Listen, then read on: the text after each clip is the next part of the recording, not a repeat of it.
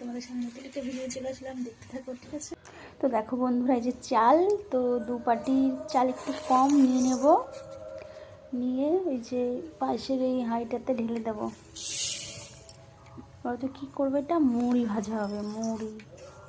তো দেখতে থাকো পুরো ভিডিও, স্কিপ না করে। ভালো লাগলে কমেন্ট করে বলো। তো দিয়ে দিয়েছি, এখান থেকে লবণ জল দিয়ে দেবো, গুলিয়ে নিচ্ছি। যে লবণ জল একটু দিয়ে দেবো, তার জন্য লবণ লবণ লাগে, মুড়িটা একটু নুনতা নুনতা, ওই জন্য। তো কে কে মুড়ি ভাজতে পারো কমেন্ট করে বলো। আমি মুড়ি ভাজতে পারি না, এইটুকুই জাস্ট পারি, আর বাকিটুকু যা করবে। তো দেখো, দেওয়ার পর ভালো করে মিশিয়ে নিতে হয় লবণ জলটা চালের সাথে। এই দেখো গরম দিয়েছিলাম বালি, এই যে বালি, এর মধ্যে হচ্ছে বালিটা ভালো করে গরম করে নিতে হয়।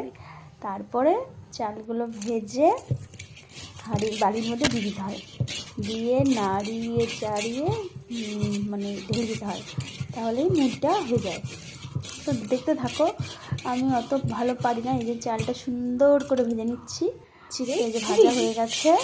তো দেখতে থাকো ভিডিওটা, ভালো লাগলে লাইক কমেন্ট শেয়ার করো। এই দেখো, এটা সবার নিয়ে চলে এসেছি, কারণ বালিটা প্রচুর গরম হয়ে গেছিলো, একটু ঠান্ডা হলে ভালো হবে। এই যে আমার যা দেখো মুড়িটা করে ঝাঁকাচ্ছে।